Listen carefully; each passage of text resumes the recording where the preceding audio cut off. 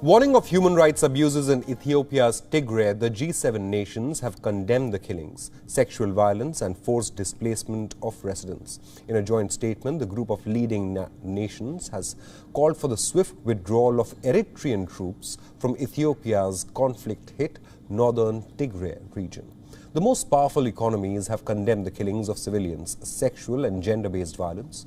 The group said that withdrawal of Eritrean forces from Tigray must be swift, unconditional and verifiable. We urge parties to the conflict to provide immediate, unhindered humanitarian access. We are concerned about worsening food insecurity with emergency conditions prevailing across extensive areas of central and eastern Tigray. We stand ready to support humanitarian efforts and investigations into human rights abuses, unquote. Ethiopian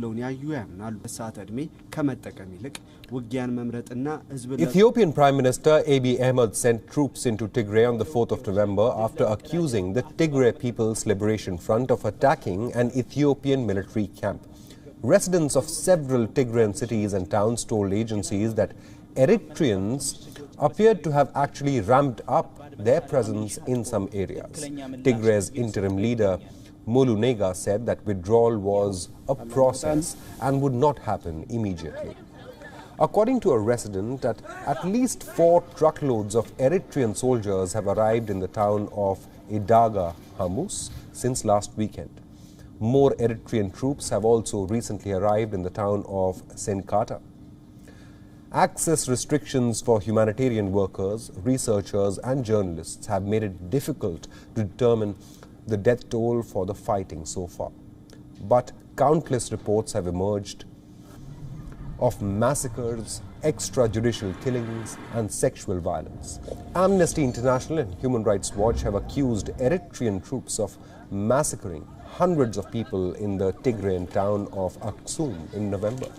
Abiy's government has said it is committed to investigating such crimes.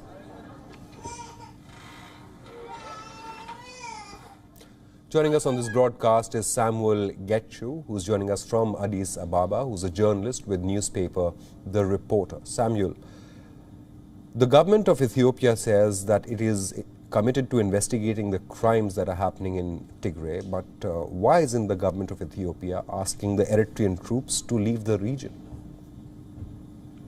The Prime Minister, as you may have seen a week ago, announced that the withdrawal of the Eritrean soldiers will be happening very soon.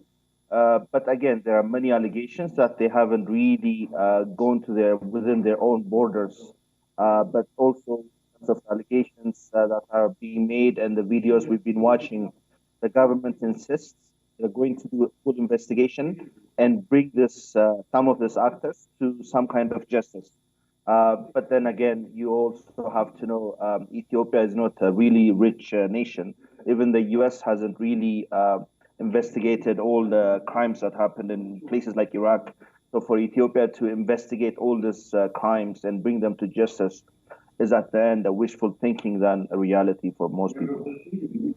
You know, the reports emerging are horrific.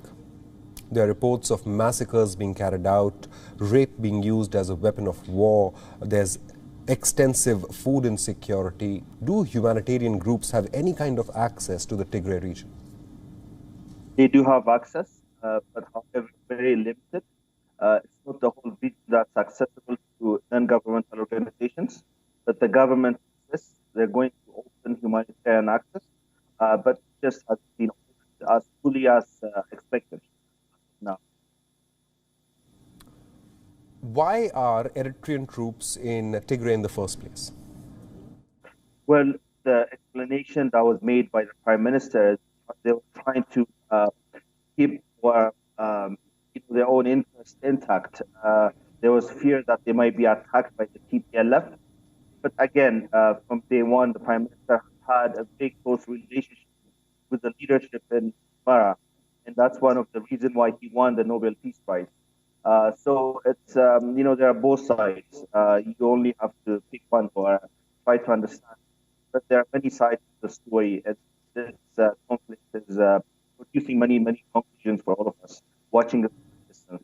And Samuel, there are many sides to a story, but there can be only one fact, that is that the people of Tigray are suffering. They are the ones who are suffering. What's the death toll, and what are the amount of people that have been displaced by this conflict?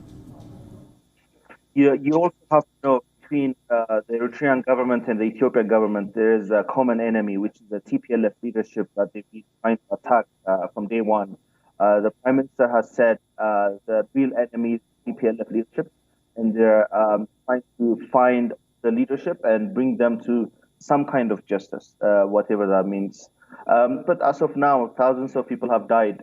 There's no official number. We can only speculate how many people have died. But in terms of victims, in this kind of circumstances, you have to believe the victims that are heading to the Sudan. They're saying the same thing. All of security is a luxury in the region. There are lack of resources. Famine is it's in the future of the region.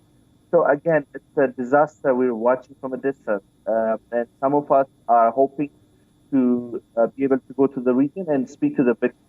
But even the Ethiopian government has recognized that things are happening in the region that are really affecting the image of Ethiopia. But the Prime Minister said all hope for this conflict end sooner than later. Right. Samuel, thank you so much for joining us with the latest updates on this tragedy that is really taking place in Tigray. WION is now available in your country. Download the app now and get all the news on the move.